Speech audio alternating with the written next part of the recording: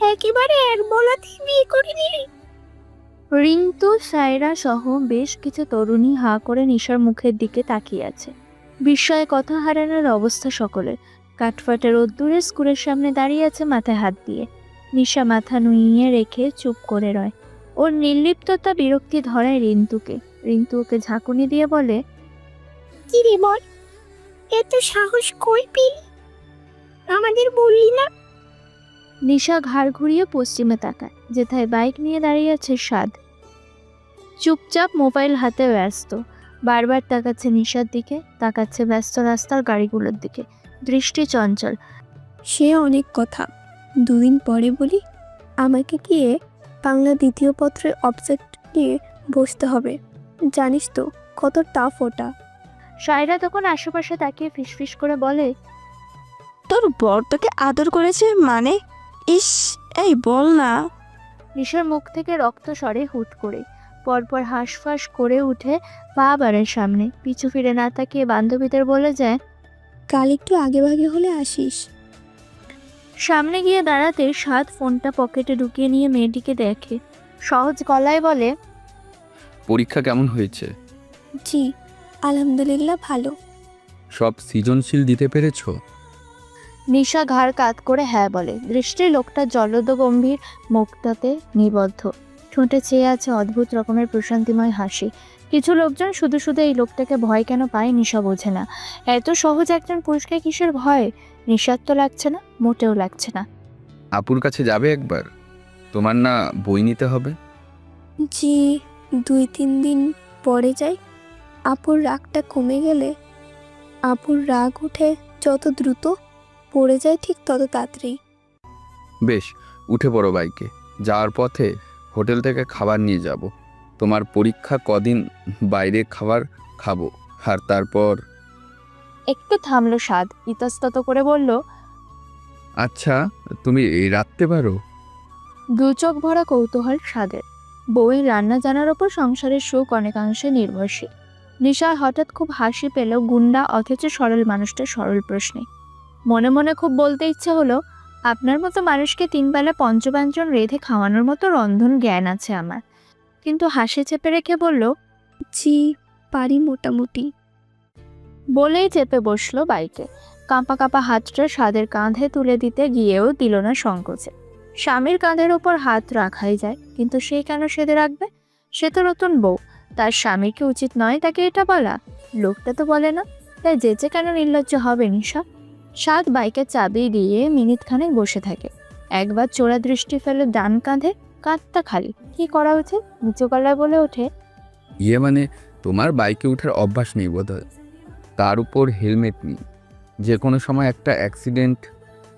জি তবে কি করব? তো ধরে বসো।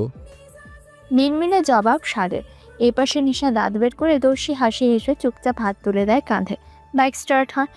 গার্লস স্কুল এরিয়া পেরিয়ে আমতলার পার যেতে যেতে নিশাও চলে যায় অন্যরকম একটা ঘোরে। এই শক্ত কাঁধটা ছুঁয়ে তার ঘাম ছুটেছে, শরীর এলিয়ে আসছে। বারান্দার দরজায় কাঁচটাতে দাঁড়িয়ে নিচতলার পশ্চিমের কক্ষটিতে সতর্ক দৃষ্টি স্থির রেখেছে শাওকে। ও দাঁড়িয়ে আছে রান্নাঘরের দরজা আড়াল করে, বিপদের পূর্বাভাস পেলেই যাতে ওপাশে সিগন্যাল দিয়ে দিতে পারে। শাহনাজের ঘাম ছুটে যাচ্ছে। সাংসারিক জীবনে এসব চুরি চামারি তো দূরে থাক, স্বামীকে অবমাননা করে একটা মিথ্যে অবধি বলেনি সে। আজ এইভাবে স্বামীর সাথে লুকোচুরি খেলতে হচ্ছে ছেলের জন্য। নাফিয়া আর শিমিন তাড়াহুড়ো করে রান্না করা মাংস টিফিন ক্যারিয়ার বক্সে ভরছে। সাথে রয়েছে 5 রকমের মাছ, পোলাও। এগুলো সব নিয়ে যাবে সাদদের জন্য। শাহনাজ ফিসফিস করে বলছে, আর বাকি বক্সগুলো আলোকদার কনফেকশনারি ডিপ ফ্রিজে রেখে দিয়ে যাবে। সাথকে বলবে ওখান থেকে প্রয়োজন মতো নিয়ে নিয়ে খেতে। আমি বক্সে নাম্বার দিয়ে রেখেছি। মেয়েটি নির্বাচনী পরীক্ষা রান্না বান্না করতে পারবে কিনা কে জানে। ওই সিনেমার মতো ডিম ভাজি আর ডাল দিয়ে খেয়ে সুখী সংসার হয় না। আর বালা দুটো নিয়ে হাতে পরিয়ে দিবে। বউ মানুষ হাত খালি রাখে ঠিক না, দেখবে নাকে ফুটো করা আছে কিনা। এরপর তবে নাক ফুল পাঠাবো আর চেনটা গলায় পরিয়ে দেবে। নাফিয়া হেসে শাশুড়িকে টেনে একপাশে বসিয়ে দিয়ে বলে, জি আম্মা, সব বুঝেছি। আপনি আগে ঠান্ডা হয়ে বসুন তো। শাহনাজ পুত্রবধূর হাত ধরে হঠাৎ কাঁদে। গত রাত থেকে ছেলে আর তার বউ কি খেয়েছে, কিভাবে মেঝেতে শুধুমাত্র একটা তুষকে ঘুমিয়েছে ভেবে ভেবেই আটকে উঠছে শাহনাজ। এসব সুব্রতকে কল করে জেনেছে সে তো জানে তার স্বাদ শক্তপোক্ত ব্যাটা মানুষ হলেও নরম গদিতে ঘুমানোর ছেলে। সে কিভাবে মানিয়ে নেবে এই জীবন? এইসব কথা কেঁদে কেঁদে হঠাৎ বলে ওঠেন শাহনাজ। শাওকে অদূর থেকে ফিসফিসিয়ে জবাব দেয়, একটু আসতে বলো আম্মু। আবার তোমার স্বামীটা শুনে ফেললে তেরে এসে বলবে কেন জানো, তোমার মেজো ছেলের নরম গদিতে শুয়ে অভ্যাস, একথা কেন বলছো? সে তো মাসের মধ্যে 2 বার থানায় গিয়ে শক্ত মেঝেতে ঘুমিয়ে আসা লোক, তার অভ্যাস আছে, চিন্তা করো না। শাহনাজ চোখ মুছে মুখ শক্ত করে ফেলে শাওকে ধুমকে বলে, যা তো তুই, ফাজলামি ভালো লাগছে না এখন। শাওকের হঠাৎ ফোনটাও বেজে উঠল। ফোনটা নিয়ে উঠে গেল দোতলায়। দেখে যায়নি ততক্ষণে ওখানে এসে দাঁড়িয়েছেন অসীম তালুকদার। অবাক চোখে কিছুক্ষণ রান্নাঘরের দরজায় উঁকি মেরে স্ত্রী আর পুত্রবধূর কাণ্ড দেখেন দাঁড়িয়ে দাঁড়িয়ে নিঃশব্দে। পরপর ঘুরে ধীর পায়ে হেঁটে নিজের কামরায় গিয়ে বিছানায় শুয়ে পড়ে বুজিয়ে ফেলে দু চোখ। কঠিন গোমরা মুখটা হঠাৎ হাসতে লাগলেন মুচকি হাসি। চোরদের চুরি করতে দিয়ে তার ভালো লাগছে। ভার হওয়া বুকটা এখন একটু হালকা লাগছে। সাদ দরজা খুলতে শাওকি, নাফিয়া আর সিমিন ঝাঁপিয়ে পড়ল ওর উপর। সাদ আর নেশা মাত্রই খেতে বসেছিল। এভাবে অতর্কিত হামলায় চমকায় সাদ। ভাবির দিকে তাকিয়ে বলে, তোমরা কেন? তোমার শ্বশুর আসতে দিলেন? নিশা শাওকিকে দেখে ওড়না দিয়ে ঘোমটা টেনেছিল মাথায়। ডাকর ডাকর চোখ দুটো মেলে যা দেবর আর ননদকে দেখছে সে। নাফিয়া হেসে ঝুঁকে বসে ওর কাছে। পাটির ওপর থেকে হোটেলের ভাত মাংস সরিয়ে শাহনাজের রান্না করা খাবার সাজিয়ে দিয়ে বলে, আমা খেতে বলেছেন। বাকি অনেক কিছু তালুকদার কনফেকশনারির ডিপ ফ্রিজে রেখে এসেছে আসার পথে। এনে এনে গরম করে খেও। শাশুড়ির হাতের রান্না শুনেই ভীষণ খুশি হয়ে যায় নিশা। খুব জড়তা নিয়ে স্বাদের দিকে তাকাতেই স্বাদ ইশারা করে খেতে। নিশা হাত বাড়িয়ে হাঁসের মাংসটা আগে নেয়, ওটা তার ভীষণ পছন্দের। স্বাদ কিছুক্ষণ দাঁড়িয়ে নিশাকে দেখে নিজেও বসে পড়ে। এদিকে শাওকি আর সেমিন ঘুরে ঘুরে বাড়ির ভেতরটা দেখছে। একটা কাপলের জন্য মোটামুটি বড় বাড়ি, তবে আসবাব নেই। নাফিয়া ঘরটাকে ঝাড়পোছ করে আরও এক দফা চিল্লিয়ে বলে, আজ বিকেলে বরিশাল যাব আমি। 2 দিন পরে ফিরবো। কোনো অসুবিধা হলে চুপি চুপি কল করবে। আমি বরিশাল থেকেই কলকাঠি নাড়ব। স্বাদ বলে, বরিশাল কেন? তোমার না 15 তারিখে যাওয়ার কথা? আরে মাথা ব্যথার জন্য যে ডাক্তার দেখিয়েছিলাম, তার সাথে আজ সন্ধ্যায় অ্যাপয়েন্টমেন্ট আছে। ভুলেই গিয়েছিলাম। তোমার ভাইয়াকে জানাইনি। খবরদার কেউ জানাবে না। গিয়ে সারপ্রাইজ দেবো ব্যাটাকে।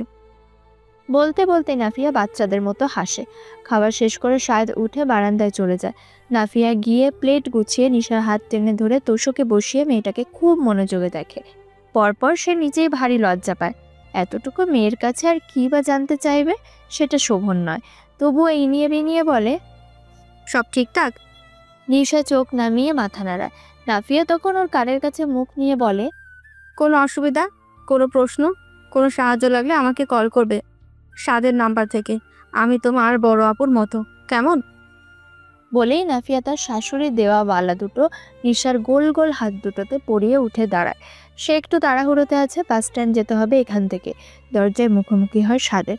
স্বাদ এতক্ষণ দেখছিল নাফিয়াকে নিশার কানে কিছু একটা বলতে। বয়সে নাফিয়া স্বাদের চেয়ে কয়েক মাসের ছোট।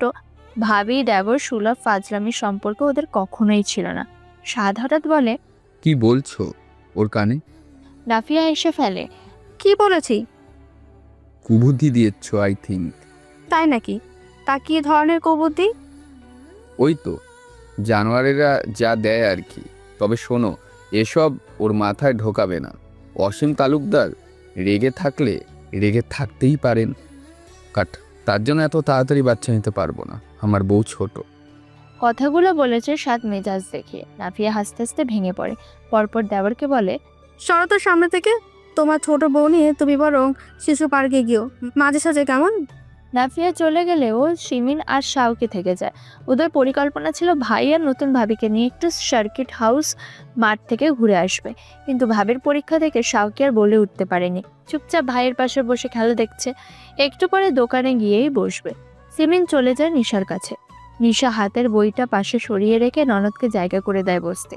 শিমিন দাঁত বের করে বলে, একটু পরেই বেরোবো। তার আগে কিছুক্ষণ তোমার পড়া নষ্ট করে দিই ভাবি, তোমার ননদ বলে কথা। নিশা হেসে প্রশ্রয় দেয় সিমিনকে। সিমিন হালাক জুড়ে দেয় রাজ্যে। সবটাই তার 3 ভাইকে নিয়ে, মামা মামি আর ভাবিকে নিয়ে। স্বভাবে বড্ড বাচাল সিমিন।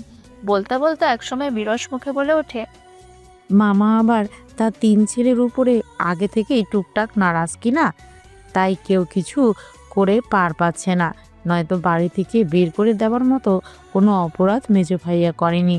নিশা থমথমে গলায় বলল। 3 ছেলের উপরেই নারাজ কেন?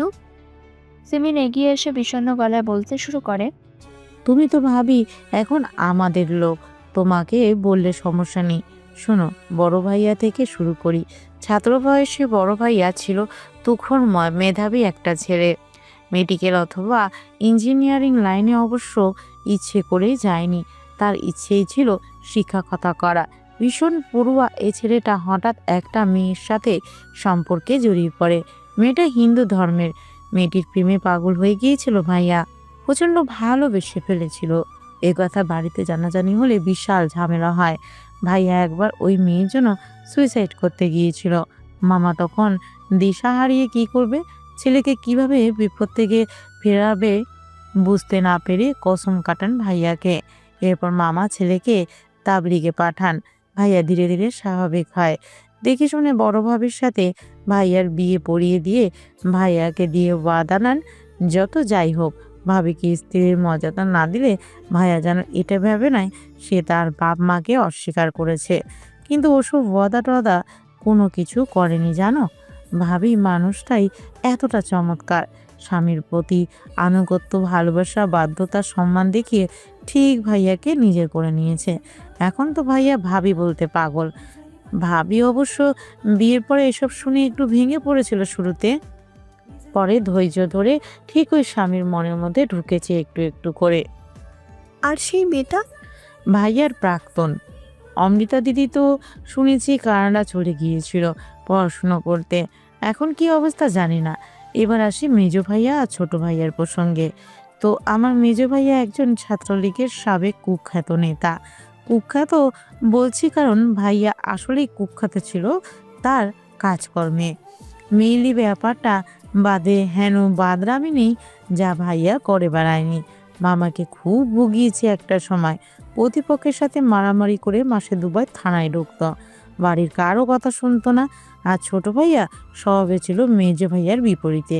সে এমনিতে বেশ ভদ্র থাকলেও একটা ফ্রেন্ড সার্কেল জুটিয়ে ফেলেছিল খুব বাজে। 2019-এর বরগুনা সরকারি কলেজের সামনে নাফিস শরীফ হত্যাকাণ্ড হয়েছিল না, সেই কেসে একটা মেসেঞ্জার গ্রুপের কথা উঠেছিল। দুর্ভাগ্যবশত ছোট ভাইয়া ওই গ্রুপে অ্যাড ছিল বন্ধুদের পাল্লায় পড়ে। কিছু না করলেও পুলিশ ভাইয়াকে অ্যারেস্ট করে নেয়। ওই সময় মামি স্ট্রোক করেন এবং এই সুযোগে 7 ভাইয়ার শত্রুরা ভরা বাজারে ভিড়ের মধ্যে থেকে মামার গায়ে একটা জুতা নিক্ষেপ করেছিল। এই অপমানের ধাক্কা মামা নিতে না পেরে ছেলেদের প্রতি বিতৃষ্ণায় খুব কেঁদেছিল রাস্তায় দাঁড়িয়ে। 7 ভাইয়া সেদিনই রাজনীতি থেকে গুটিয়ে নিয়েছে নিজেকে। তবে এখনো জুতা নিক্ষেপকারীকে খুঁজে বেড়ায় ভাইয়া। হাতে পেলেই মনে করো লাগাবে 3 কোপ, একদম কেটে ফেলবে। এরপর ছোট ভাইয়ার জামিন হলেও সে বন্ধু বান্ধব ত্যাগ করে পড়াশোনায় মনোযোগী হয়েছে। আর 7 ভাইয়ের সাথে মামার বর্তমান দ্বন্দ্বের কারণ মামা চায় ভাইয়া আর একটা ব্যবসা সামলাক, কিন্তু 7 ভাইয়া দোকানদারি করবে না, চাকরির চেষ্টায় আছে। এই নিয়ে পিতা পুত্রের মান অভিমান খেলা, এগুলো নাথিং সিরিয়াস। আমার খারাপ দিনগুলো 2020-তে কাটিয়ে এসেছি, এখন সব ঠিকঠাক। ফ্ল্যাটে ঢুকে রীতিমতো অবাক নাফিয়া। বরিশাল ফকিরবাড়ি রোডের একটি বহুতল দালানের 5 তলায় ভাড়া থাকে শাহেদ। নাফিয়া সদর দরজায় দাঁড়িয়েই চোখ ঘুরিয়ে মুখ হা করে আশপাশ দেখছে। তার কাছে সবকিছু অবিশ্বাস্য লাগছে। ফ্ল্যাটের অবস্থা এতটা গোছানো, ওই অগোছালো মানুষটা ফ্ল্যাটটাকে এভাবে গুছিয়ে রাখে? মনে হয় না। সবকিছু দেখে মনে হচ্ছে এখানে অনেক দিন হয় কেউ থাকছে না, তাই সবকিছু গোছানো। বরিশাল পৌঁছেই আগে ডাক্তারের কাছে গিয়েছিল সে। সেখান থেকে অ্যাপার্টমেন্টে ফিরতে ফিরতে রাত 8টা। নাফিয়া হাত থেকে ফলের প্যাকেটটা ডাইনিং টেবিলের ওপর রেখে খুলে যাওয়া খোপাটা আবার ভালো করে লাগিয়ে এগিয়ে গিয়ে ফ্রিজ খোলে। ফ্রিজ খুলেও তাজ্জব নাফিয়া। সেবার ডাক্তার দেখাতে এসে 2 হালি ডিম দেখে গিয়েছিল, তা এখনো ফ্রিজে পড়ে আছে। শুকনো আপেল, নাশপাতি সব আগেরগুলোই। শ্বাস ফেলে নাফিয়া বিরক্তিতে।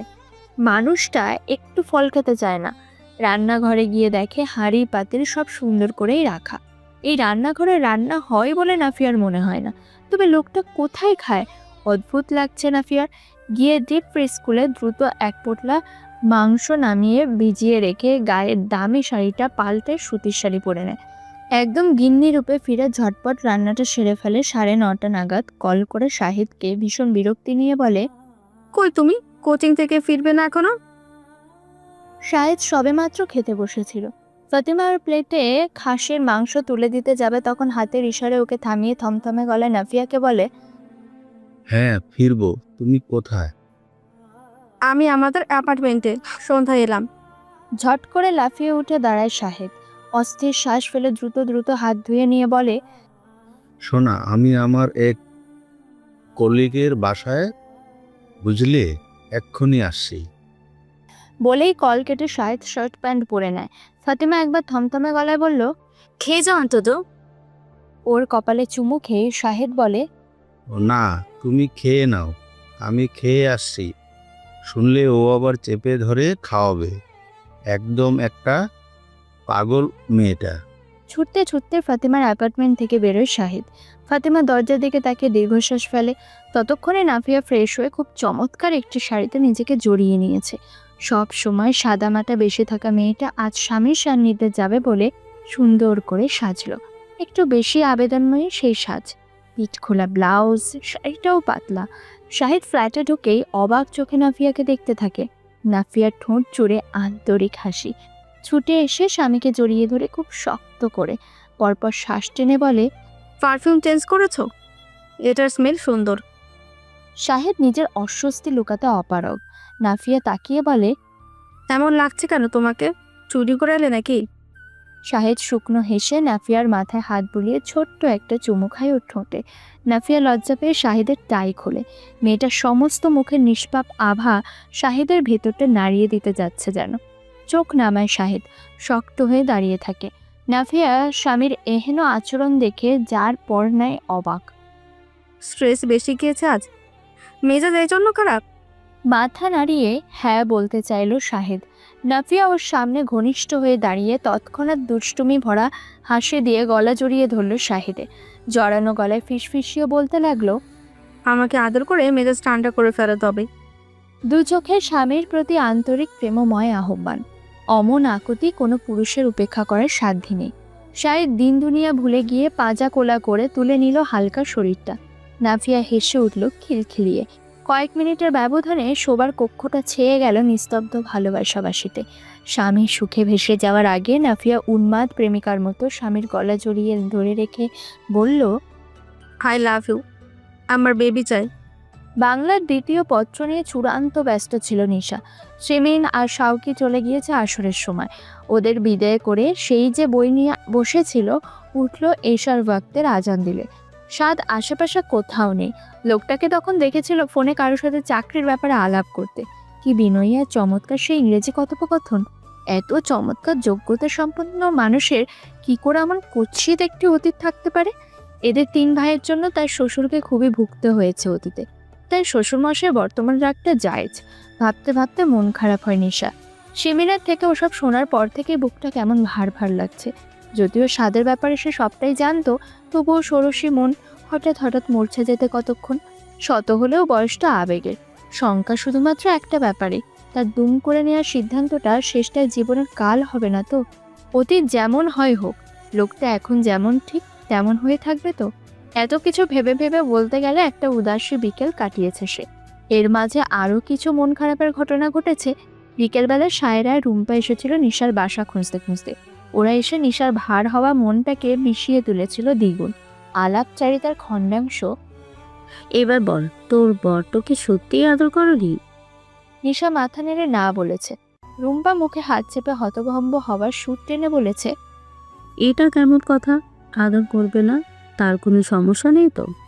নিশার কান গরম হয়ে উঠেছিল এসব অসভ্য কথায়। এমনিতেও রুম্পা আর সায়রা একটু বেশি পাকনি। বায়োলজি বইয়ের সেই বিশেষ অধ্যায়টি নিয়ে ওদের আলোচনা আর আগ্রহের শেষ নেই। লুকিয়ে লুকিয়ে বাজে গান দেখে বেড়ায় ওরা। নিশা শুনেছিল, তাই ওদের কটাক্ষ অতটা গায়ে না মেখে এড়িয়ে যেতে চেয়েছিল।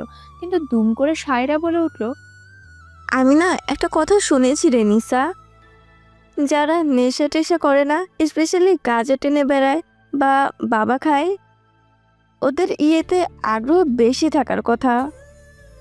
সাদ ভাইয়ের আসলে সমস্যা নেই তো?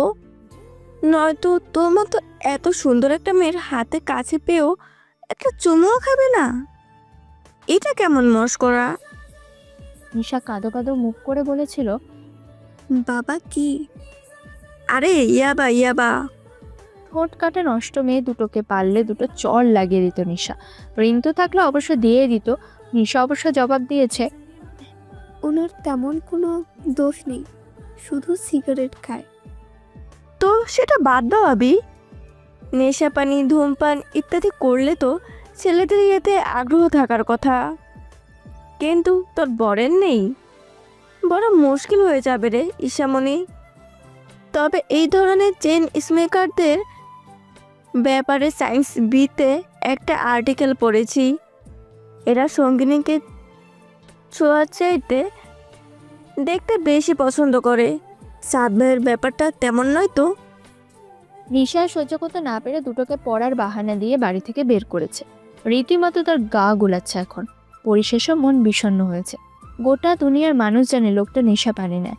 এই অপবাদের সাথেও নিশাকে সংসার করতে হবে। ওসব যখন ভাবছিল নিশা, ঠিক তখনই দরজায় কড়াঘাত পড়ল। স্বাদ ফিরেছে। সাথে এসেছে গ্যাস সিলিন্ডার, চুলা আর একটা 12 কেজির চালের বস্তা।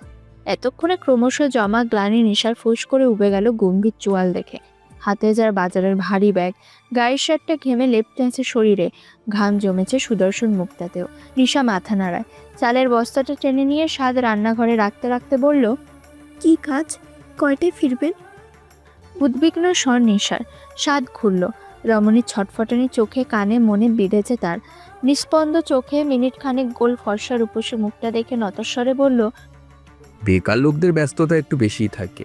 বেশ কয়েকদিন আগে ঘটে যাওয়া একটা ঘটনাকে কেন্দ্র করে একটা সালিশে সদরঘাট মসজিদে ইমাম সাহেব দাওয়াত দিয়েছিল। আমি ঘটনাটির সাথে সম্পূর্ণ বৃত্ত। না গেলেও ওনাকে অসম্মান করা হবে। তুমি পড়ো, দরজা জানলা আটকে নাও। আমি ছাড়া কেউ আসলে দরজা খুলবে না। বাড়িওয়ালা কাকিকে বলে যাচ্ছি, মেন গেট লক করে দিবে। আর কিছু লাগলে কল করবে, দেরি হবে ফিরতে। খেয়ে নিও খিদে পেলে, কেমন? একদম সহজ গলায় কথাগুলো শেষ করে স্বাদ শার্টটা পাল্টা নিয়ে নিজের ঘরের সমস্ত জানালা বন্ধ করে বেরিয়ে যায়। নিশা চুপচাপ তাকিয়ে থাকে দরজার দিকে। নেশা পানি করা লোকেরা বুঝি এতটা সহজ পুরুষ হয়? সালিশ ছিল মূলত হিন্দুপাড়ার গোপালচন্দ্রের বিরুদ্ধে। পেশায় গোয়ালে।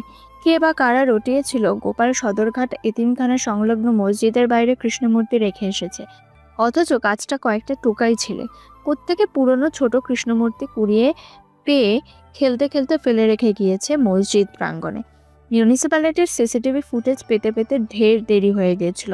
ততক্ষণে লোক মুখে শুনে গোপালকে ধরতে গিয়েছিল মুসলিম যুবক ক্লাবের মেম্বাররা। সাদ সেদিন শোনামাত্র নিজে গিয়ে দাঁড়িয়েছিল গোপালের সম্মুখে। সবাইকে শান্ত হতে বললে তারা বলেছিল, হ্যাঁ, তুই তো এই গোপালকে বাঁচাতে চাইবি। তোদের পরিবারের লোকেরা হিন্দুর প্রতি আছে না? তোর ভাইয়াটা যার ধর্মের বালাই ছিল না, এককালে হিন্দু মেয়ে বিয়ে করার জন্য পাগল ছিল। আর তুই তো হিন্দু বাড়িতেই মানুষ। সুব্রত রায় তো তোর ভাই। একটা মুনাফিক তুই। সর সামনে থেকে।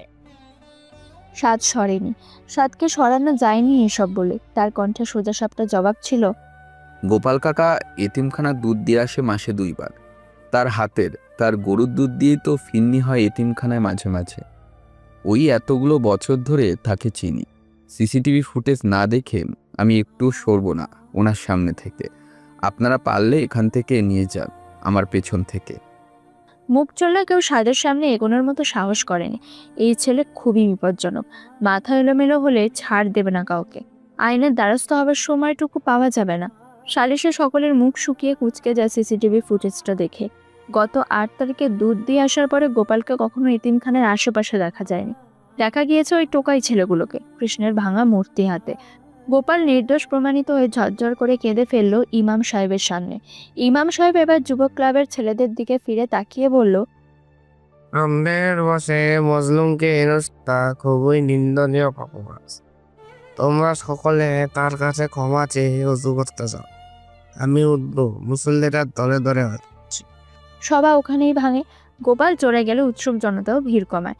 কেউ ছোট বাড়ির পথে, তো কেউ মসজিদের প্রাঙ্গণে। সাদ দাঁড়িয়ে থাকে স্বস্থানে। পরপর ইমামের সাথে চোখাচোখি হতে সামান্য হাসল সাদ। ইমাম সফিউদ্দিন উঠে দাঁড়িয়ে গম্ভীর কণ্ঠে সাদকে বলে, শুক্রবার ছাড়া তো মসজিদের আশেপাশে দেখি না।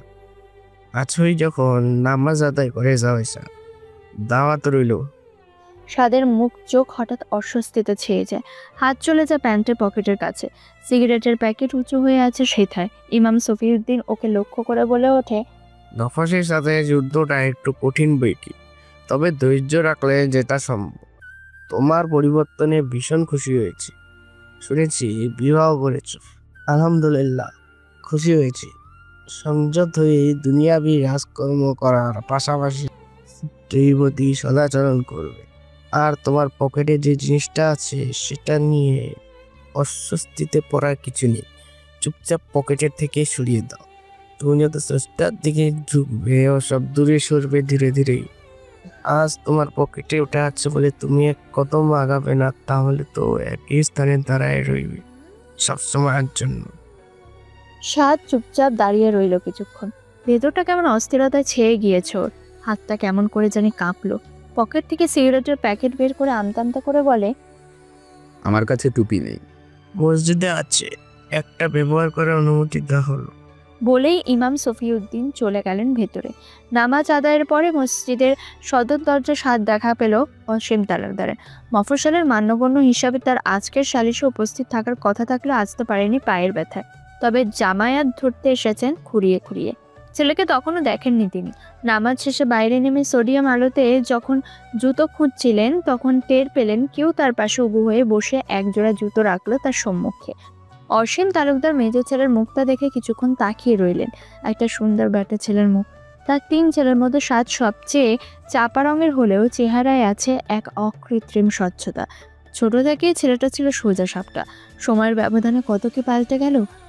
পরিবারের ধস নামালো, আবার এখন ব্যস্ত হলো নিজেকে শোধরাতে। তবে ওর চেহারায় এই স্বচ্ছতার ছটা সবসময়ের মতো রয়ে গিয়েছে। অসীম চোখ নামিয়ে নিল। সাদ উঠে চুপচাপ চলে গেল বাবার সামনে থেকে। যদি কেড়ে নিতে বলে কবিতা ঠাসা খাতা, যেন কেড়ে নিতে দেব না। বাড়িওয়ালার ঘরে মিউজিক বাজছে। সম্ভবত বাড়িওয়ালার কলেজ পড়ুয়া মেয়ের কাজ। সম্ভবত এই গানটা তার প্রিয়। খেয়াল করেছে সাদ আজ সারাদিন বেজেছে। সাদ গিয়ে শুরুতেই বাড়িওয়ালা দরজায় নক করলো। বাড়িওয়ালা আন্টি দরজা খুলে ভয়ে ভয়ে বলল, কি বাবা? সাদ ভদ্র গলায় বলল, আন্টি, সাউন্ডটা একটু কমিয়ে কদিন গান শুনলে ভালো হতো। 4 টেস্ট চলছে, বুঝতেই পাচ্ছেন। আন্টি তৎক্ষণাৎ মাথা নাড়ায়, সাথে সাথে মিউজিক বন্ধ হয়ে যায়। বাড়ি ফিরে সাদ আজ অদ্ভুত মস্তিষ্ক প্রশান্তিকর একটি দৃশ্য দেখলো মেঝেতে পাতা তোষকে নিশে এলোমেলো হয়ে ঘুমিয়ে আছে। বইটা পড়ে আছে গায়ের ওপর। খাবার ঢাকা দিয়ে রাখা ছিল। নিশা খেয়ে তরকারি গরম করে স্বাদের জন্য বেড়ে রেখে ঘুমিয়েছে। স্বাদ আর ডাকলো না ওকে। হাত মুখ ধুয়ে চুপচাপ নিজেও খেয়ে শুতে যাবে তার আগে তার নাম্বারে একটা কল এলো। তাকে ইন্টারভিউর জন্য ডেকেছে আগামীকাল। ব্যাপারটাতে নির্লিপ্ত স্বাদ। কথা বলে কল কেটে শুয়ে পড়ে। নিশার গা থেকে বইটা সরাতে গিয়ে হঠাৎ চোখ আটকায়। সুডৌল দেহ ভাজে। স্বাদ খুব সৎ চোখে তাকিয়ে দেখে সেসব খানিক সময়। অতঃপর দেখে নিশার ঘুমন্ত মুখটা।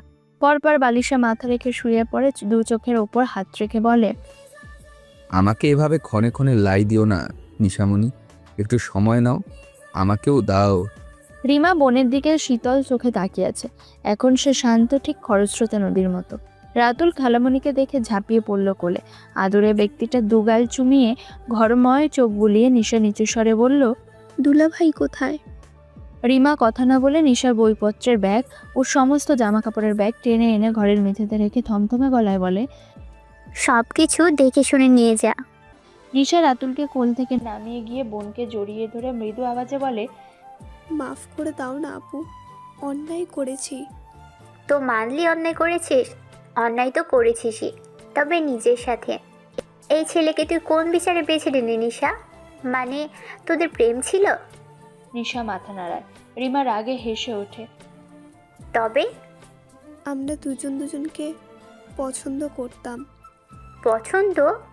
তোর মোহে পড়েছে এই নেশাখোরটা। দুদিন মজা লুটে নেশা কেটে গেলেই তুই এর আসল রূপ দেখবি। এই পুরুষ মানুষ হচ্ছে এক একটা অমানুষ। মোহ কেটে গেলে, লালসা মিটে গেলে এরা পায়ে ফেলে দেয়। নিশা মাথা নুইয়ে রেখেছে। রিমা বলে যেতে থাকে, নিজের বড় বোনকে দেখেও কিছু শিখলি না? রূপকথার রাজ্যে বিচরণ করছিস না তুই? শোন, দুদিন বাদে আবার যখন এই ছেলেটা নিজে গিয়ে থানা থেকে ছাড়াতে হবে, তখন টনক নড়বে তোর। কোথাও একটা খুন খারাপি করে এসে তোর সাথে দিব্যি শোবে, তখন বুঝবি রূপকথা কত প্রকার ও কি কি। আমি কিছু বলবো না। যখন নেশা পানি খেয়ে বারণ করায় তোকে দুমদাম করে মারবে, তখন বুঝবি বাস্তবতা কি। যখন ওই ভাগাবন্তের কামাই করতে না পারার অযোগ্যতা নিয়ে তুই কথা শোনাবি, তারপর যখন ওর মেল ইগো হার্ট হবে, তখন গালে চড় পড়বে ঠাস ঠাস করে, তখন বুঝবি বাস্তবতা কি। বাস্তবতা বুঝে কি হবে আপু? বাস্তবতা তো তুমি বুঝেছ, তো বাস্তবতা থেকে বেরোতে পেরেছো কি?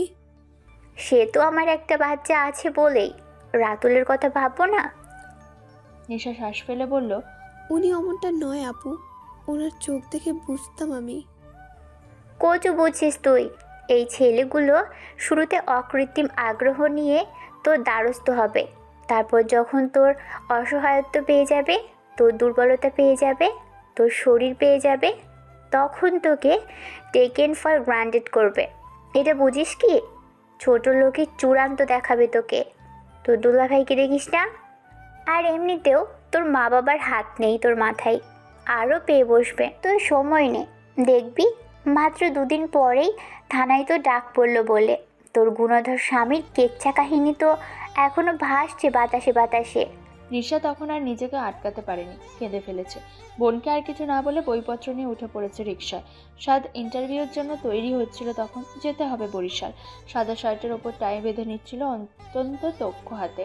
এসব ইউটিউব দেখে শিখেছে সাদ, নইলে ওর বেশভূষা কখনো এমন ভদ্র সভ্য ছিলই না, ছিল বখাটে গুন্ডাদের মতো। দরজা দিয়ে নিশা হুড়মুড়িয়ে ঢুকতেই যখন ঘুরল, একটা ধাক্কার মতো খেলো সাদ। নিশা অতর্কিতে এসে ওর সম্মুখে দাঁড়িয়ে পড়ল, ভেজা চোখ মুছে নিয়েছে। সাদ কিছু বলতে যাবে তার আগে ধরা গলায় তবে মেজাজ দেখিয়ে বলে উঠল, একটা সত্যি কথা বলবেন? কি? অবাকের সুরে সাদ জানতে চাইল। আপনি সত্যি ভালো হয়ে গেছেন তো? একদৃষ্টে তাকিয়ে আছে সাদ, পরপর বেশ ভেবেচিন্তে উত্তর দিল, ঠিক কোন ধরনের ভালো হওয়ার কথা বলছো নিশামণি? আমি আদেও জানি না ভালো হয়েছে কি না, তবে চেষ্টা করি যাই করি না কেন তাতে যেন কারো ক্ষতি না হয়। এটাকে কি ভালো হওয়া বলে? বললে ভালো হয়েছে, নয়তো নয়। নিশা মুখ ঘুরিয়ে আবার কান্না আটকাতে চায়, ঠোঁট চেপে বলে, চাকরি পেতে কত দেরি আপনার? আল্লাহ চাইলে আজকে ইন্টারভিউ হয়ে যেতে পারে। নিশা শ্বাস টেনে কান্না দমিয়ে বলে, গুড নিউজ নিয়ে ফিরবেন। আমি পছন্দ করব না বেকার স্বামী। কিন্তু বেকার ছেলেটাকেই তুমি বিয়ে করেছো, ভুলে যেও না। সাদ মেয়েটির অগোছালো আচরণে মনে মনে হেসে জবাব দেয়। নিশা ঠোঁট ফুলিয়ে নাকি সুরে বলে, তো পুরুষ কি বিয়ের পরেও বসে থাকবে নাকি? উপার্জন করবে না? বেকার ছেলে বিয়ে করেও বেকার থাকে নাকি? বইয়ের খরচ তুলবে কে? তো সেজন্যই তো যাচ্ছি, এত কথা কেন? নিশা দমে যায়, সামলে নেয় নিজেকে। সে এতটা বাজে আচরণ করতে পারে না। নিজেকে শান্ত করে এবার চোখ তুলে দেখে সাদকে। গায়ে সাদা শার্টটা আট হয়ে আছে শক্ত চওড়া শরীরে। এত সুন্দর এই পুরুষটি। নিশা ওসব দেখে ঢোক গেলে পরপর চোখ নামিয়ে ঘুরে দাঁড়িয়ে ও বাড়ি থেকে আনা জিনিসপত্রগুলো নিয়ে ব্যস্ত হয়ে পড়ে। সাদ অদ্ভুত চোখে দেখতে থাকে মেয়েটিকে। আচরণে একটু শাসন রয়েছে, অদ্ভুত লাগছে সাদের। তাকে একটা হাঁটুর বয়সী মেয়ে যে কিনা তার বউ, সে শাসন করছে, এটাও বাস্তবতা। ছোট ছেলেকে দেখা মাত্র অসীম তালুকদার ধমকানো সুরে কৈফিয়ত চান। কি ব্যাপার? আজ দোকানে বসবে না? এত বেলা হয়ে গেল। শাওকি মাথা নুইয়ে ইতস্তত করছিল বাবার সামনে। আব্বু, বাংলাদেশ ইন্ডিয়া ম্যাচ ছিল তাই, আর আজ বেশি কাস্টমারও নেই, আমি এক্ষুনি যাচ্ছি। কাস্টমার নেই এখানে দাঁড়িয়ে বুঝে গেলে? কল করেছিলাম আরফানকে, যাচ্ছি এক্ষুনি। বিড়বিড়িয়ে বলেই এক প্রকার পালিয়ে যাওয়ার ভঙ্গিতে শাওকি চলে গেল। অসীম তালুকদার কপাল কুঁচকে তাকিয়ে রইলেন ওর প্রস্থানের দিকে। কাছ থেকে শাহনাজ বলে উঠলেন, ছেলেটা নিজের তরফ থেকে সর্বোচ্চ করেছে আপনার মন পেতে, আপনি একটু নরম হন না কেন? নরম হয়ে একজনকে রিহ্যাবে না পাঠিয়ে, বিদেশে ওর চাচার কাছে না পাঠিয়ে কাছে রেখে দিয়েছিলাম। ফলাফল, একটা অপরিণত মেয়েকে বিয়ে করে পুতুল বউ খেলা খেলছে, অথচ পকেটে নেই 2 টাকা।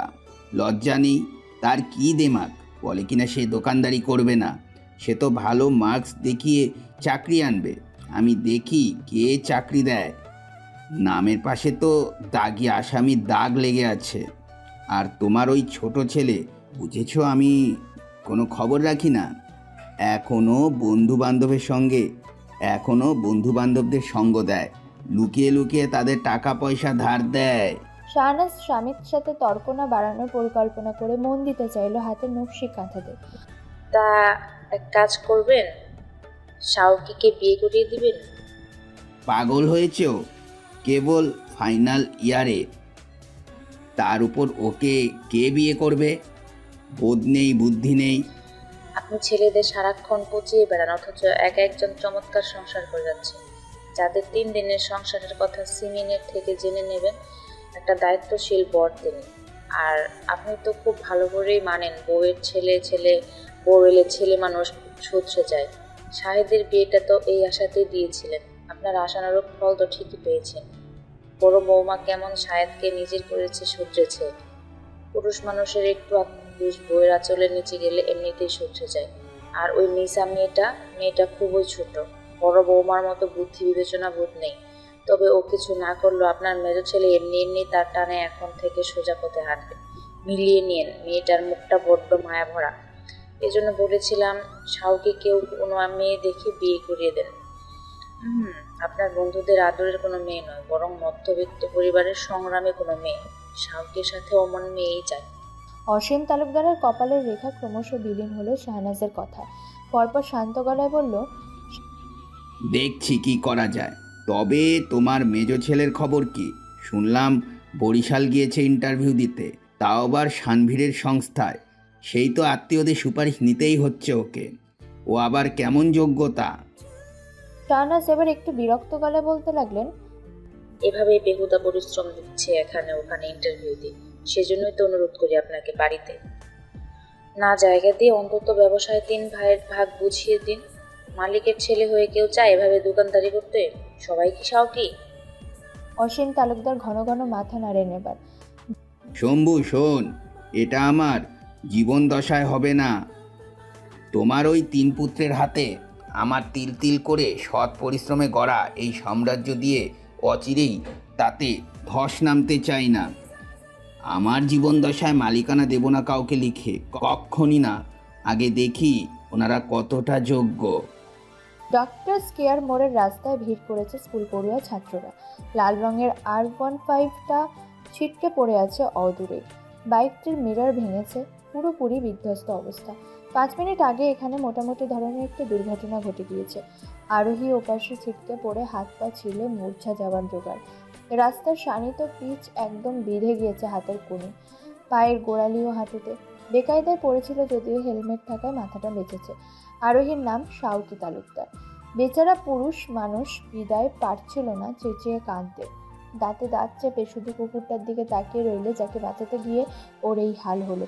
কুকুরটা অদূরে দাঁড়িয়ে লেজ নাড়ছে আর মুখ থেকে আওয়াজ বের করছে। আজ সকাল থেকে শাওকির দিন ভালো যাচ্ছে না। বাংলাদেশ হারলো, তার এক্সামের রুটিন দিয়ে দিল, তার উপর এখন এই অ্যাক্সিডেন্ট। জীবনের উপর আজকের দিনের মতো হতাশ শাওকি।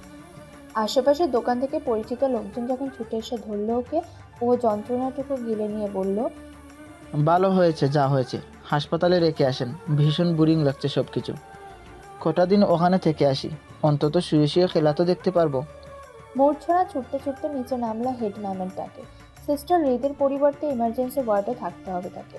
আজ মন্টু ভাইও নেই, মেল আর ফিমেল উভয় দলকে সামলাতে হবে এক হাতে। বিরক্ত মূর্ছনা, তাকে ইচ্ছে করে হেনস্থা করতে মেডিসিন ওয়ার্ড থেকে সরাসরি এখানে শিফট করা হয়েছে। কিছু করার নেই হাতে, এসব সহ্য করতে হবে আরও একটা বছর। মূর্ছনার সাথে সুক্তি যাচ্ছে ছুটে। ওয়ার্ড থেকে জবরুল বেরিয়ে এসে তারা দেয় দুজনকে। বেশ কয়েকজন আছে পেশেন্ট। ডাক্তার মেহেদি আছেন, মেজাজ খিচিয়ে আছেন তোমার উপর। এত দেরি কেন? আর সব নাচ কই? থার্ড ইয়ার থেকে তোমাকেই ধরে আনা হয় কেন? তুমি কি একদম পণ্ডিত হয়ে গেলে? ভেতরের কক্ষে পা রেখেই থমকায় মূর্ছনা। সবগুলো পুরুষ লোক, মহিলা কিংবা শিশু নেই। ওপাশে বসে ডক্টর মেহেদি হাসান তিরিক্ষি মেজাজে বললেন, এই একটু ওনাদের দেখো। মূর্ছনা এক পলক শক্তির দিকে চেয়ে এগিয়ে যায় সামনে। জবরুলকে বলে, গ্লাভস রিজার্ভে নেই তো? ওনাদের বলেন বাইরে থেকে যারটা নিয়ে আসতে কিনি। শাওকে তাকিয়ে আছে। বাম হাত দিয়ে ডান হাতের কনুই চেপে বসেছিল সে। ওর দুপাশে দুজন বন্ধু। বাড়িতে ফোন করে এ কথা জানানোর সাহস তার হয়নি। যন্ত্রণাকাতর মুখটা ঘুরিয়ে ঘুরিয়ে দেখছিল সেদিনের সেই ইল টেম্পার্ড মেয়েটিকে, যে ট্রিটমেন্ট দিতে ব্যস্ত এক মুরব্বির পায়ে। কিছুটা ঝুঁকে দু হাতে ব্যান্ডেজ পেঁচিয়ে দিয়ে নরম সুরে জানতে চাইছে, ব্যথা করছে কি চাচু? একটু সহ্য করে নিন, আমাকে ওষুধটা লাগাতে হবে তো। কাটলো কিভাবে এত? কণ্ঠে অকৃত্রিম মমতা মিশে আছে। সেদিনের মতো কর্কশ নয়। শাওকে নিজের হাতের যন্ত্রণা ভুলে গিয়ে খুঁটিয়ে খুঁটিয়ে দেখছে ওকে। মূর্ছনা এবার শাওকের দিকে ফিরে খুব সহজ ভঙ্গিতে এগিয়ে গেল। ছেলেটিকে সে চিনতে পেরেছে। এই বয়সের ছেলেটি কিভাবে বাইক চালায় তা মূর্ছনা জানে। চুপচাপ শ্বাস ফেলে বলল, হাতটা এগিয়ে দিন। আর কোথায় কোথায় ছেলেছে? বলেই ক্ষতটা ধরতে নিল মূর্ছনা। আউট শব্দ করে হাতটা পিছিয়ে নিল শাওকি। মূর্ছনা তবুও ধরে রেখে জবরুলের দিকে তাকিয়ে বলল, কি হলো? গ্লাভস আর মেডিসিন নিয়ে আসুন, 6 নাম্বার রুমে আছে। জবরুল থমথমে মুখ নিয়ে চলে যেতেই শক্তি পাশ থেকে ফিসফিসিয়ে বলল, ঠিক এই কারণেই তুই সবার চক্ষুশূল হয়ে যাস মূর্জনা। জবরুল ভাই যখন বলেছে রিজার্ভে নেই, তার মানে নেই, এটা বুঝিস না? এত বেশি বুঝিস কেন? মৃদু শ্বাস ফেলল মূর্ছনা। মিনমিনে স্বরে বলল, জানি না এত কেন বেশি বুঝি আমি। শাওকি স্থির দৃষ্টিতে দেখেই চলেছিল মেয়েটাকে। নাম মূর্ছনা, কিন্তু কিসের মূর্ছনা? সুরের মূর্ছনা নাকি বেশি বুঝে তর্কের মূর্ছনা? তবে নামটা ভীষণ সুন্দর। গ্লাভস আর ওষুধ এলে মূর্ছনা শাওকে ট্রিটমেন্ট করিয়ে দিতে দিতে আরও বার কয়েক টাকায়। ফর্সা ছেলেটা যন্ত্রণা কাতর মুখটা ক্রমশ লাল নীল সবুজ হচ্ছে। একদম গিরগিটের মতো রং বদলাচ্ছে। হাসি চেপে রেখে মূর্ছনা নরম গলায় বলে, পায়ের গোড়ালিটা একটু উঁচু করে ধরুন, ভয় পাবেন না, আমি আস্তেই ধরবো। বলেই মূর্ছনা শাওকির পায়ের কাছে যেই না হাত বাড়াবে অমনি শাওকি আঁতকে উঠে বলল, এই কি করছেন কি? আপনার ট্রিটমেন্ট করছি। অবাকের সুরে বলে মূর্ছনা। শাওকি বলে, পায়ে হাত দিচ্ছেন কেন? তো আমি কিভাবে ট্রিটমেন্ট করব? ওই লোককে বলুন। উনি এগুলো পারে না, আপনি ব্যথা পাবেন। শাওকির গাল দুটো এবার যন্ত্রণায় নয় লজ্জার লাল নীল হয়। কোনো তরুণী তার পা ছুঁয়ে দেবে ট্রিটমেন্টের নামে, এটা শাওকির হজম হবে কি করে? মূর্ছনা বেশ বিরক্ত হলে চট করে তার সব বিরক্তি নাই হয়ে যায় লোকটার নত চোখ দেখে। ঠোঁটে আপনা আপনি চলে আসে অস্পষ্ট হাসি। ওর জীবনে এমন লাজুক তরুণ সচরাচর দেখে না। বরং নার্সরা সেবার নামে হাতের ওপর হাত রেখে সুই দিলে তারা খুশি হয়। চুপচাপ পিছিয়ে গেল মূর্ছনা। জবরুলের দিকে তাকিয়ে ভদ্রমতন বলল, আমি যেভাবে বলে দেবো সেভাবেই ক্লিন করবেন, ওষুধ লাগাবেন, ইনজেকশনটা দিন আগে। শাওকি চোখ তুলে তেড়ছে নজরে মূর্ছনার দিকে এক পলক তাকায়। মূর্ছনা তৎক্ষণাৎ চোখ নামিয়ে অন্যদিকে তাকিয়ে থাকে। কক্ষের চারিপাশে জন বিশেকের মতো ভদ্র সভ্য দেখতে তরুণ বসে আছে, ঠিক স্বাদের মতো, সাদা শার্ট আর ফর্মাল বেশে। হাতে প্রত্যেকের একটি করে ফাইল। দু চোখ ভরা অস্থির চাউনি আর মুখে বিরাজমান উদ্বিগ্নতা। তাদের পালা কখন আসবে? সাত চোখ তুলে এক পলক দেখল সকলকে। তার মাঝে তেমন কোনো অস্থিরতা দুশ্চিন্তা কাজ করছে না। যদিও সে মনে করে চাকরিটা পেয়ে যাবে, কিন্তু না পেলেও ক্ষতি নেই। আবার আরেক জায়গায় আবেদন করার মতো নির্লজ্জ ধৈর্য তার আছে। এই জীবনে সাত চূড়ান্ত ধৈর্য নিয়ে পা রেখেছে। অন্ধকার থেকে আলোতে পা রাখার সাথে সাথে সকল ধরনের হতাশাকে পিছে ছাড়িয়ে এসেছে। হাত ঘড়িতে সময় দেখলো সাত। সকাল 11টা বেজে 32 মিনিট। বরগুনা থেকে রওনা দিয়েছিল ভোর 7:30টায়। এর মাঝে নিশার সাথে কথা হয়নি। আজ তার পরীক্ষা নেই। সাদের পালা আসতে এখনো সম্ভবত দেরি। নিশাকে কল করবে ভেবে উঠে একবার এক কোণে চলে গেল ফোন হাতে। 3বার রিং বাজতে নিশা কলটা রিসিভ করে নিচু গলায় বলে, বলুন, পৌঁছেছেন? হ্যাঁ, তুমি কি করছো? সিম ভাজছি, রান্না করব। কথা খুঁজে পাচ্ছে না সাদ। কিছুক্ষণ ভেবে বলল, সিমিন তরকারি নিয়ে যাবে দুপুরে, ওসব রান্না করতে হবে না। পড়া থাকলে বই হাতে নাও। নিশা নীরব। সাদ বলে, ফিরতে খুব সম্ভবত রাত হবে। সিমিনকে বলছি ততক্ষণে তোমার কাছে থাকতে। কিছু কিনতে হলে ওকে নিয়ে বেরিও। কিনে মগরিবের আগেই ঘরে ঢুকবে, কেমন? জি। আচ্ছা। চট করে কল কেটে দেয় সাদ। ওপাশে তার ডাক পড়েছে ইন্টারভিউ বোর্ডে।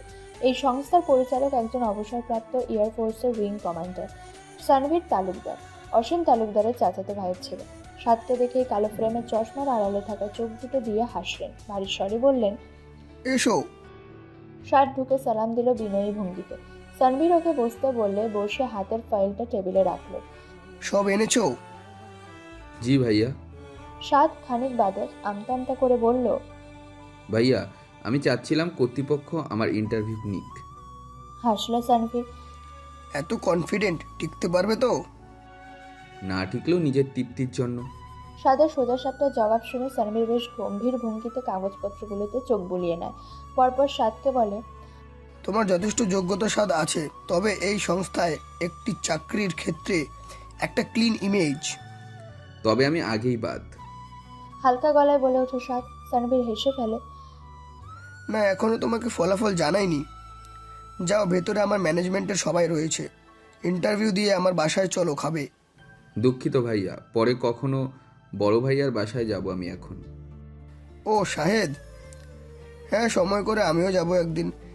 মেসেঞ্জারে প্রায়ই কথা হয়। ওয়াইফ নিয়ে বেলস পার্কে ঘুরতে দেখেছি গত মাসে। সাদের ভুরু কুঞ্চিত হয় কথাটি শুনে। ভাবি তো গত মাসে বরিশাল আসেইনি। কথাটা গভীর করে ভাবার আগেই তাকে ফাইল সহ ম্যানেজমেন্ট বোর্ডে পাঠিয়ে দিল সানভীর তালুকদার। ইন্টারভিউ বেশ স্বতঃস্ফূর্তভাবে দিয়েও ভাবলেছেন সাদ। অফিস থেকে বেরোতে বেরোতে 1টা বেজেছে। শাহেদের বাসায় যাওয়ার পথেই ভেবে নিয়েছে চাকরিটাও পাচ্ছে না। বাড়িতে গিয়ে আবার খুঁজতে হবে বিজ্ঞাপন। নিজের অপরিষ্কার অতীত নিয়ে বেসরকারি কোন সংস্থায় চাকরি পাওয়া যেতে পারে সেটা খুঁজে বের করতে হবে। চাকরি তাকে খুঁজে পেতেই হবে।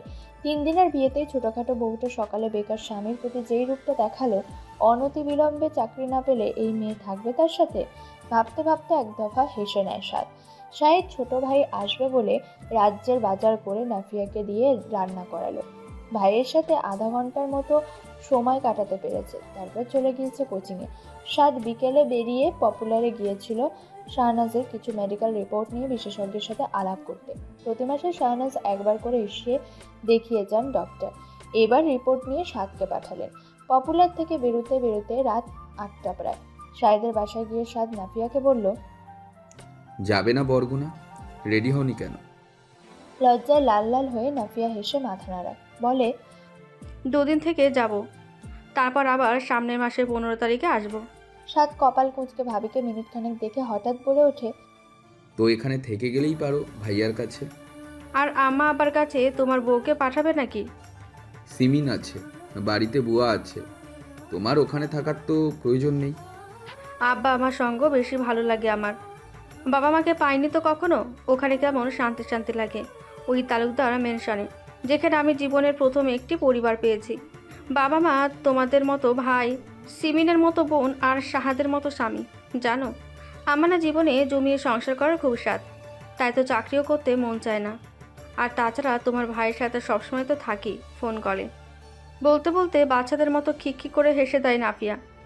সাত ভাবিকে মুগ্ধ চোখে মিনিট খানেক দেখে সহজ গলায় বলল, আমার বউকে তোমার মতন একটু মিশুকে বানিয়ে তো ভাবি। কেন, ও অমিশুক নাকি? বলতে পারি না, তবে একটু জাদ্রেল টাইপের মনে হলো। অথচ এই মেয়ের মুখ দেখে আমি একেবারে অবলা নরম ভেবেছি। আজ সকালে সে কি শাসন! আকার ইঙ্গিতে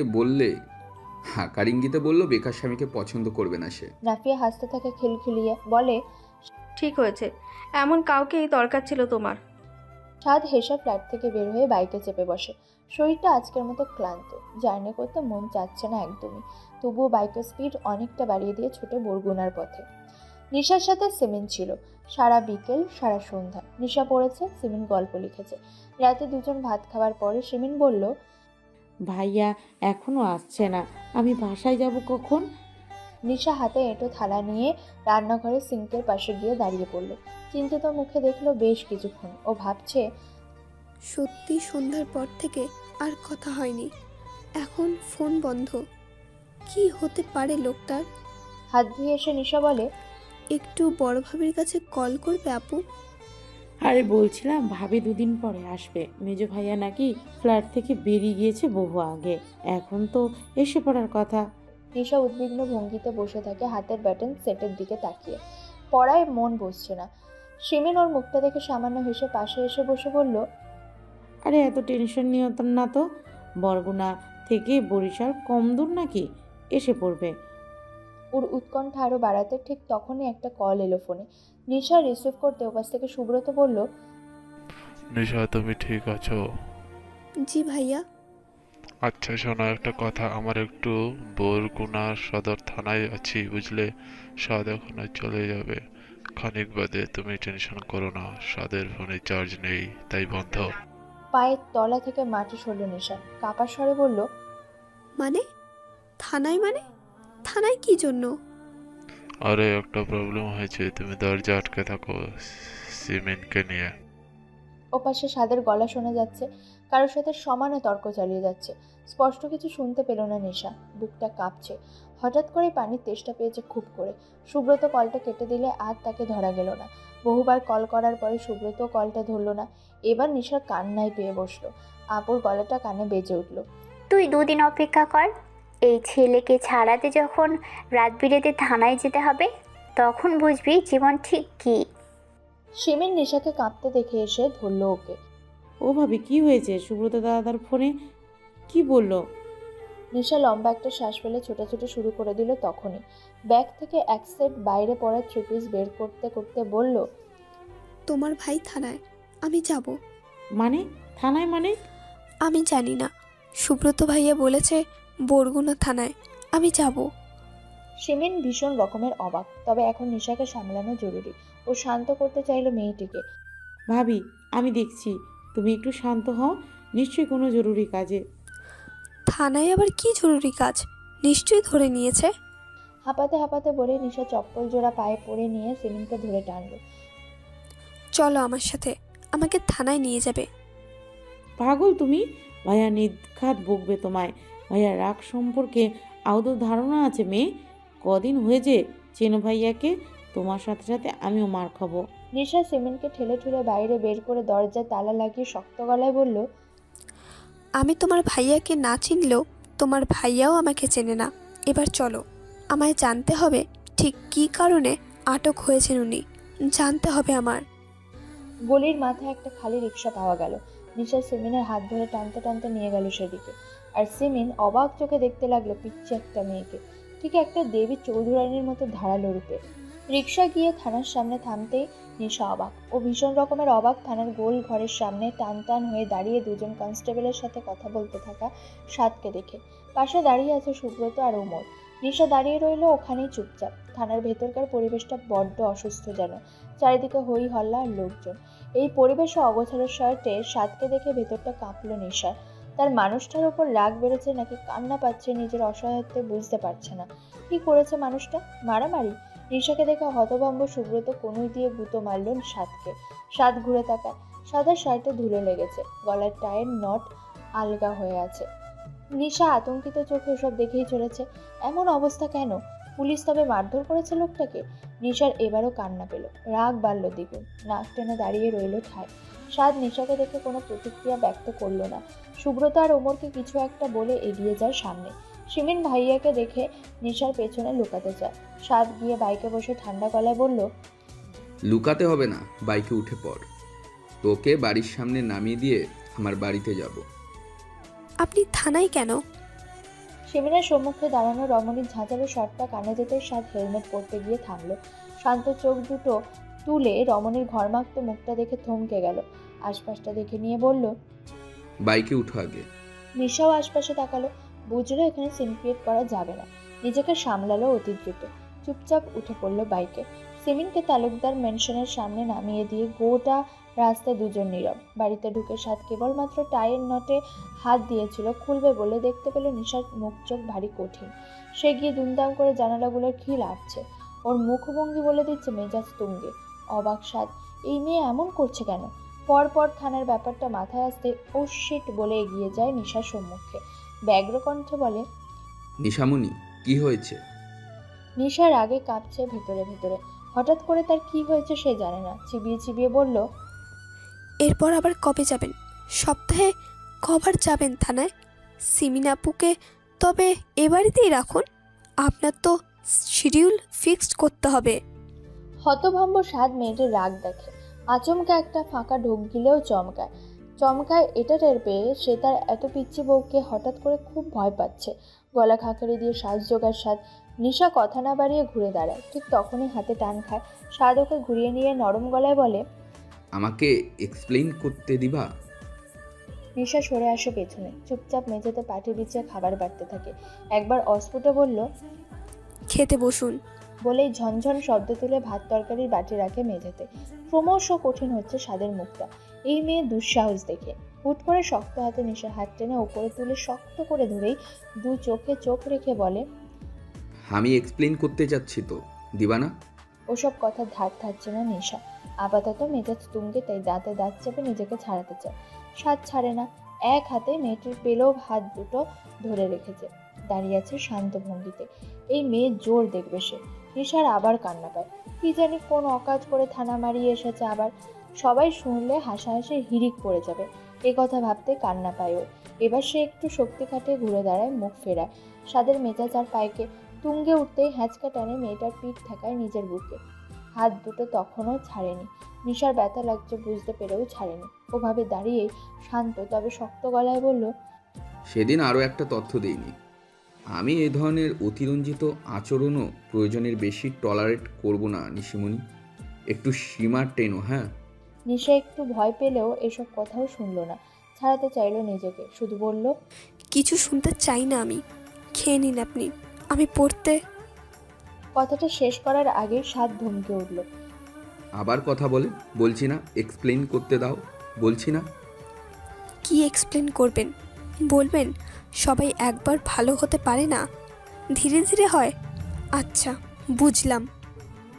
গলা কাঁপছে নিশার, কিন্তু শুরু করে দেয় স্বাদের সাথে ধস্তাধস্তি। এবার একটু বেশি জোর খাটালো। হাত দুটো ছাড়াতে নিলে স্বাদ যখন আরো চেপে ধরলো হাত দুটো, নিশা না পেরে কামড়ে দিল স্বাদের হাত ওর দুঃস্বপ্নের বাইরে গিয়ে। স্বাদ আশা করেনি ওটা। হতভম্ব হয়ে মেয়েটিকে আবার ধরলো খপ করে। তাল সামলাতে না পেরে পড়ে গেল নরম তোষকে দুজন। অভিমানী নাজুক শরীরটার ওপর শক্ত পাথরে ওজনদার লোকটা পড়ায় আঁতকে উঠল নিশা। পরপর চোখ মুখ খিচিয়ে নিল। স্বাদ শ্বাস ফেলছে আর চুপচাপ দেখছে ওকে। সময় গড়ায়। স্বাদের কপালের ভাঁজ ক্রমশ বিলীন হয়। হুট করে চলে যায় অদ্ভুত এক স্বপ্নের ভুবনে। চোখ মুখ খিচিয়ে বড় বড় শ্বাস ফেলতে থাকা রমণীর চূড়ান্ত সৌন্দর্য ছিটকে পড়ছে কক্ষময় বিচ্ছা স্বাদের চোখে। স্বাদ হঠাৎ ওর কানের কাছে মুখ নিয়ে ধীরে ধীরে বলল, আমি অতটাও ভালো হয়ে যাইনি। আমি ইট মারলে পাটকেল ফিরিয়ে দেওয়া পুরুষ।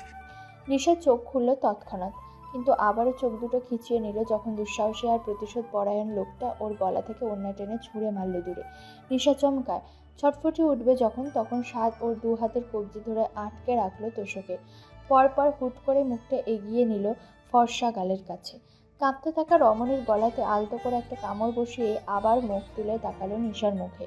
সময় গড়াতেই নিশা যখন হতবাক দৃষ্টিতে তাকালো, স্বাদ দেখলো ডাগর ডাগর চোখ দুটোর কার্নিশে চিকচিক করছে অস্পষ্ট পানি। থিতিয়ে গেল স্বাদ, আর ওভাবেই তাকিয়ে রইল। পাশের বাড়িতে বাড়িওয়ালার মেয়েটা আবার গান ছেড়ে দিয়েছে, আর এভাবেই নরম বালিশে তোমার ওই চোখের নালিশে জেগে থাক রাত পরিদের স্নান, ঠোঁটে নিয়ে বেঁচে থাকার গান। জানালা থেকে আসা চাঁদের আলোতেই নিশার চোখের কোণে জড়ো হওয়া তরুণী অভিমানের উষ্ণ তরল দ্বিগুণ চিকচিক করছে। নিশার গোল চোখ দুটি আরও গোল হয়ে চেয়ে আছে খুব নিকটে। ওর দিকে ঝুঁকে থাকা পুরুষটার গাঢ় বাদামি চোখে। যেন নিশা সম্মোহিত এখন লোকটার দৃষ্টিতে। বাইরে গানের আওয়াজ জোরালো হয়, আর এভাবেই নরম চাদরে পরিচিত হাতের আদরে জেগে থাক রাত পরিদের স্নান, ঠোঁটে নিয়ে বেঁচে থাকার গান।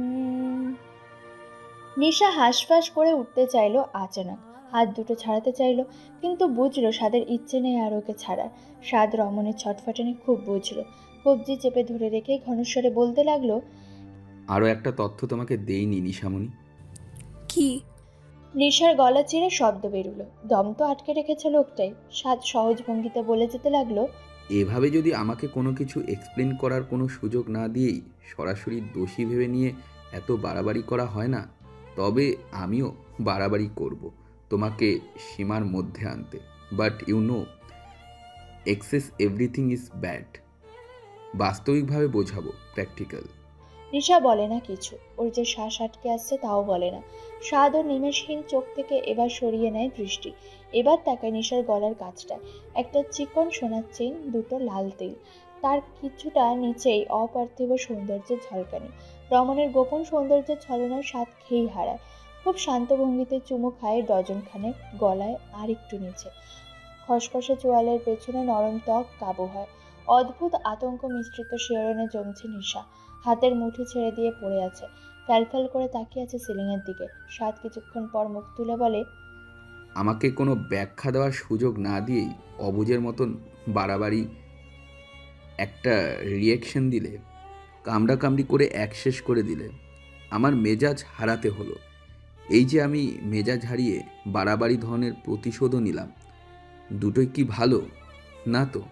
সেজন্যই বলছি, এক্সেস এভরিথিং ইজ ব্যাড।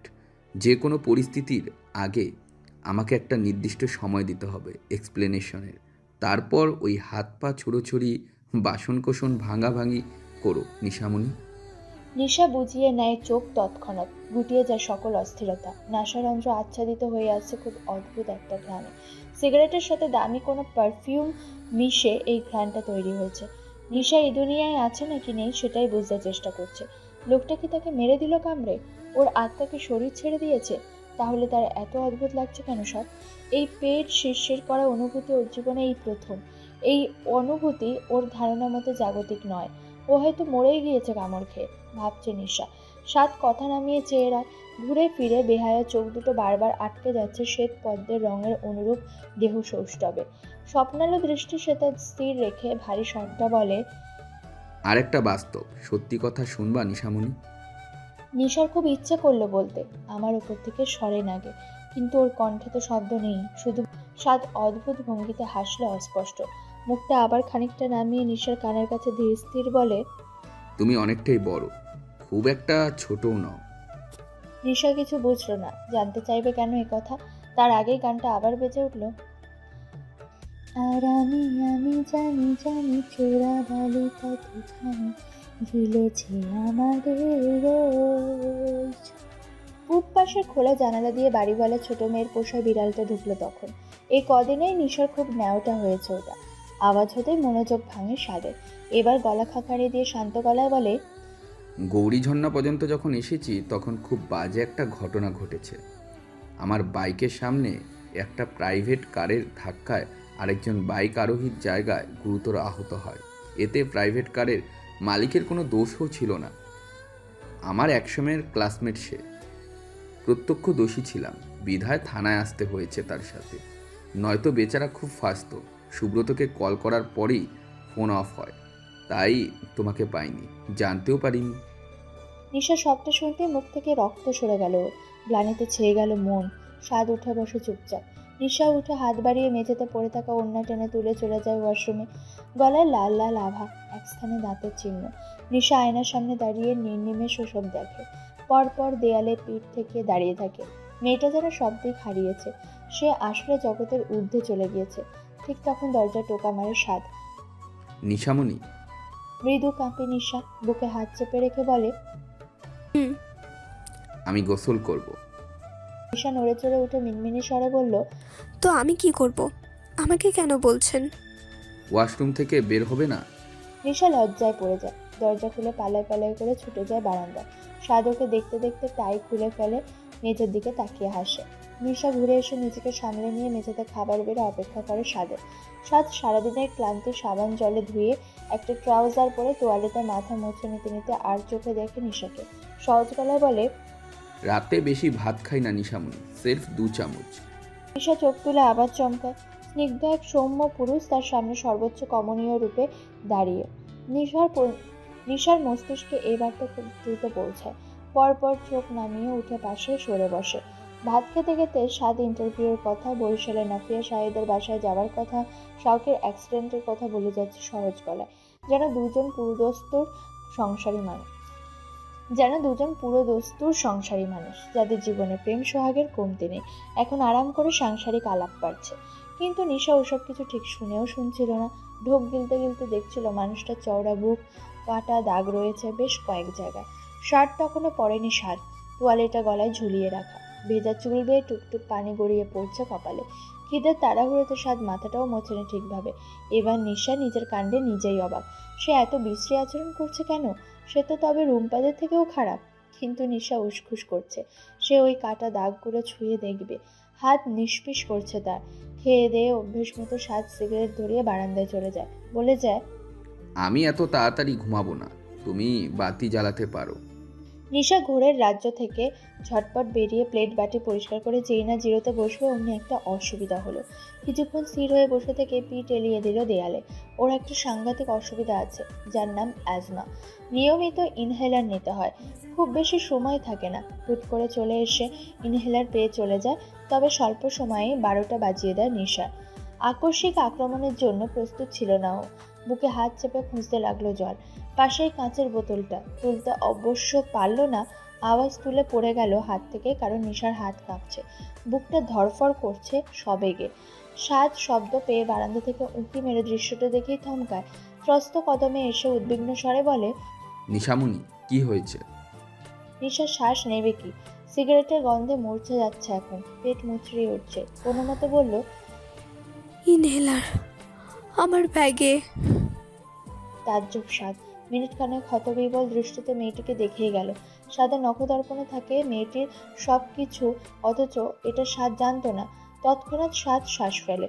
শুরুতেই হাতের সিগারেটের দিকে তাকে ছুটে চলে যায় বারান্দায়। 5 সেকেন্ড সময় নিয়ে সেটা বাইরে ফেলে এসে নিশার ব্যাগ হাতড়ে একটা আকাশি রঙের ইনহেলার নিয়ে এসে নিশাকে দেয়। দেয়ালে পিঠ ঠেকিয়ে দাঁড়িয়েছিল নিশা। হাত বাড়িয়ে ইনহেলারটা নিতে স্বাদ শান্ত গলায় বলল, কবে থেকে? খুব ছোট থেকে?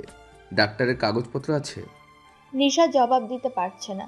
বস্তুটার ভেতর থেকেও নিঃশ্বাসের উপাদান টানছে মুখে, পাগলের মতো। থরথরিয়ে উঠছে নরম শরীর। স্বাদ এইবার এক কাজ করলো। বিধ্বস্ত মেয়েটিকে এমনভাবে আগলে নিল যেমন করে ছোট লতানো চারা গাছকে সাপোর্ট দিয়ে রাখে শক্ত বাঁশকাঠি। নিশা হাঁপাতে হাঁপাতে এলিয়ে পড়ল স্বাদের উন্মুক্ত বুকে।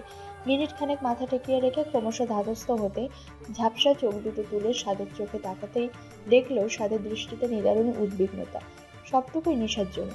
নিশার হঠাৎ মনে হলো এই লোকটা সত্যি তার চমৎকার একটা স্বামী হবে, অত্যন্ত চমৎকার একটা স্বামী। এরপর থেকে পুরো পৃথিবীর মানুষ এসে ওর সামনে ঢাক পিটিয়ে নেচে কুদে যদি বলে তোর স্বামীর রেড ফ্ল্যাগ, মানবে না নিশা, একদমই না। এবার বেশ বুক ভরে শ্বাস নেয় নিশা। গুটিসুটি মেরে স্বাদের বুকে লেপ্টে থেকে কাতর স্বরে বলে, আপনি ঠিক ধরেছেন, আমি অতটাও ছোট নই যতটা আপনি ভাবছেন। বেলস পার্কের পশ্চিমের রাস্তা ধরে হাতে হাত রেখে হাঁটছে নাফিয়া শাহেদ। শাহেদ কোচিং থেকে ফেরার পরে নাফিয়া ঠেলে ঠুলে বের হয়েছে এখানকার তন্দুরি চা খাবে বলে। রাত 12:30টার সময়টাতেও পার্কে খুব ভিড়, নানা বয়সের মানুষ। নাফিয়া খুশি খুশি চোখে আশপাশ দেখতে দেখতে হাঁটছে আর বক বক করছে জমানো সব কথা, যেগুলো ফোন কলে বলে না। বাড়ির কবুতরগুলোর কথাও বলে দিচ্ছে স্বামীকে। শাহেদ আর চোখে ওকে খানিক সময় দেখে হঠাৎ বলে, এবার কি খাবে? ওখানে বেশ ভালো কোল্ড কফি পাওয়া যায়, নিয়ে আসবো। হেসে মাথা নাড়ায় নাফিয়া। অদূরে খেলা করছে 12 থেকে 13 জন ফুটফুটে বাচ্চা। বাবা মায়ের সাথে হাঁটতে নেমেছে তারাও এত রাতে। নাফিয়া সেদিকে চকচকে দৃষ্টি স্থির রেখে শাহিদকে বলে, তুমি গিয়ে নিয়ে আসো বরং, আমি আদরগুলোকে দেখি। শাহিদ নাফিয়াকে রেখে জুস কর্নারে গিয়ে একটা ধাক্কার মতো খায়। ফাতিমা শাহিদকে দেখে ওর কলিগদের এক্সকিউজ মি বলে চেয়ার ছেড়ে উঠে আসে। শাহিদ হতবাক হয়ে বলে, তুমি এখানে কেন এত রাতে? রুবা আর তাবাসুম আপাকে নিয়ে নাইট ওয়াকে বেরিয়েছি, কনসার্ট দেখার প্ল্যান ছিল। তুমি এখানে কেন? আর নাফিয়া কখন যাবে বরগুনা? প্রশ্নটি করতে করতে শাহিদের অভিব্যক্তি লক্ষ্য করছে ফাতিমা। অদূরে সোডিয়াম আলোর নিচে বাচ্চাদের সাথে খেলতে থাকা নাফিয়ার দিকে তাকিয়ে আছে শাহিদ। মুখ জুড়ে আতঙ্ক খেলা করছে। ফিচাল হাসলো ফাতিমা, বলল, এভাবে ঘামছো কেন? আমরা কলিগ বলে দিও। আর এত ভয় পেলে পরে সত্যিটা বলবে কি করে ওকে? শাহিদ ফাতিমার কথায় কোনো জবাব না দিয়ে কোল্ড কফি নিয়ে বিল মিটিয়ে বলে, আমাকে না বলে বের হয়ে ঠিক করনি এত রাতে। শিগগির বাড়িতে ফিরবে তুমি।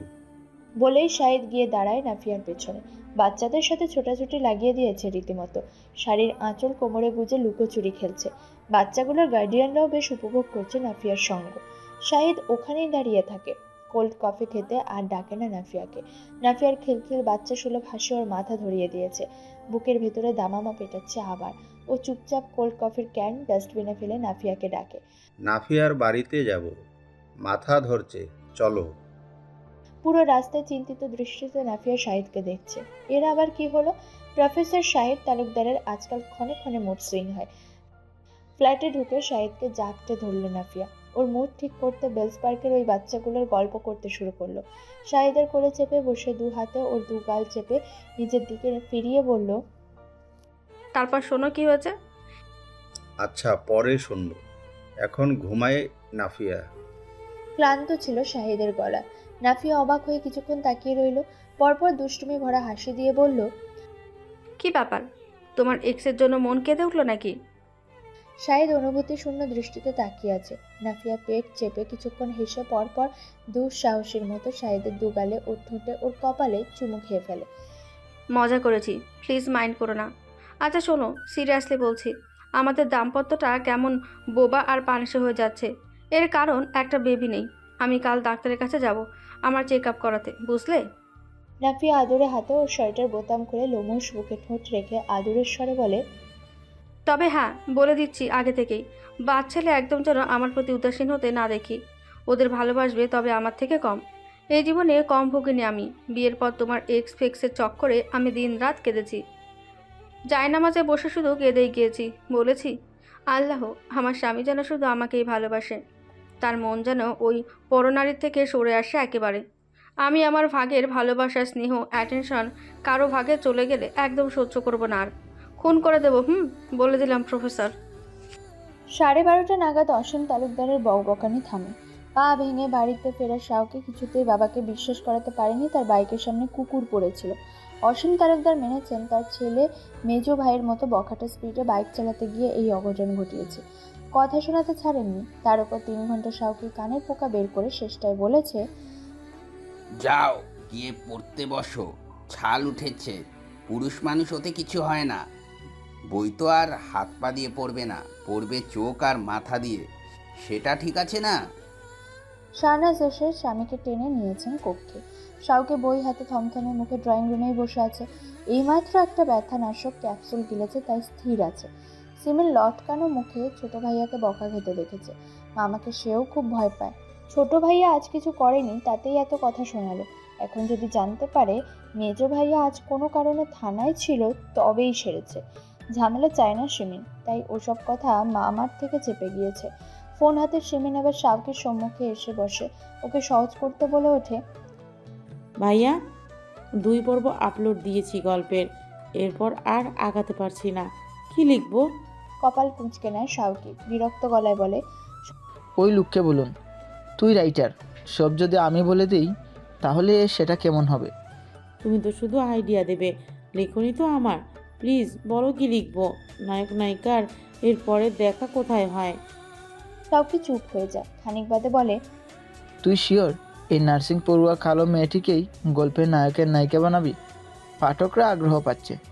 আরে পাচ্ছি কি, সবাই তো শুধু পড়তেই চাইছে, শুধু আবদার করছে আপু নায়ক যেন একটু সাহসী আর মারদাঙ্গা হয়। সবাই এমন নায়ক পছন্দ করে কি না? আচ্ছা, সে না হয় নায়কের ক্যারেক্টারে ডাবল পেমেন্ট দেখাবো, ভীতু থেকে সাহসী বানাবো। তুমি ওদের দ্বিতীয় পরিচয়ের আইডিয়া দাও। শাওকি ভীষণ আগ্রহ বোধ করছে বোনের লেখালেখিতে। নড়ে চড়ে বসে আশেপাশে সতর্ক দৃষ্টি ফেলে। শ্বাস টেনে চোখ বোঝে এবার। মনে করে নেয় সকালে সেই হসপিটালের ঘটনা। নরম হাতে পেশেন্টদের ট্রিটমেন্ট করছে একটা কৃষ্ণবর্ণের রূপবতী বিষণ্ণ মেয়ে। শাউকির হাত টেনে ড্রেসিং করিয়ে দিয়ে ব্যান্ডেজ করে দিয়ে ওষুধ বসিয়ে দিচ্ছে, কণ্ঠে অকৃত্রিম দরদ। সিমিনকে ওসব বলতে সিমিন খুশি হয়ে বলে, চমৎকার। এরপর লিখবো একদিন রাস্তায় নার্স মেয়েটাই মাথা ঘুরে পড়ে যায়, নায়ক তাকে কোলে তুলে রিক্সায় উঠিয়ে হসপিটালে নিয়ে যায়। ভীষণ রোমান্টিক হতে চলেছে গল্পটা। আচ্ছা, নায়িকার নাম নিশি বাদ দিয়ে মূর্ছনা দেব?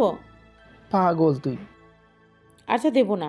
তবে আমি নায়কের নাম দিয়েছি কিন্তু শুভ্র। পাঠকরা প্রথম পর্বেই শাউকি নামটা পছন্দ করেনি, পরে ভেবে দেখলাম শুভ্র নামটা খুব যায় এই চরিত্রের ছেলেদের সাথে, হুমায়ুন আহমেদের শুভ্রর মতো। শাউকি মুখ কালো করে বলে, নামটাও বাদ দিয়েছিস আমার?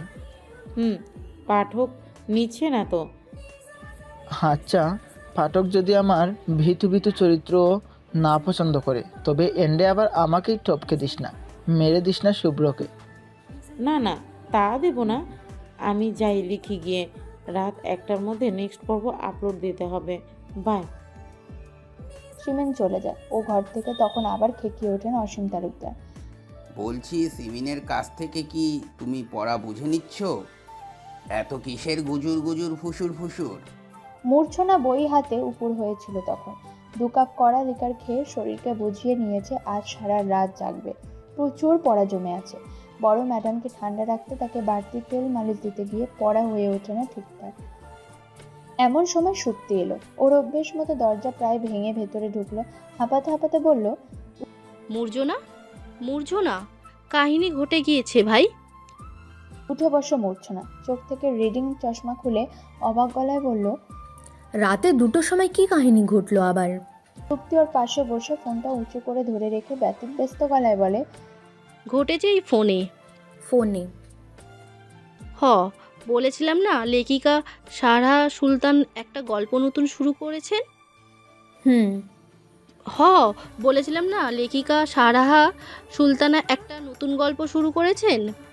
তো ওই গল্পের প্রথম 2টো পর্ব আর সময় করে পড়লাম, এবং জানিস কি হলো? শুনলে তোর গা কাটা দেবে। অধৈর্য মূর্ছনা ধমক দিয়ে বলল, বলেন, নয়তো যান এখান থেকে। তৎক্ষণাৎ ওর 2 কাঁধে হাত রাখে শুক্তি। চাপার স্বরে চেঁচিয়ে বলে, এই গল্পের নায়িকা নার্সিং স্টুডেন্ট, নায়ক কসমেটিকের দোকানদার। হতেই পারে, তো কি হয়েছে? গল্পের নায়িকা তোর মতো কালো, নায়ক অতি ফর্সা। হতেই পারে, তো কি হয়েছে? নায়িকা নায়কের দোকানে ফর্সা আবার ক্রিম কিনতে যায়। এবার একটু থামলো মূর্ছনা। থেমে থেমে বলল, এরপর কি হলো?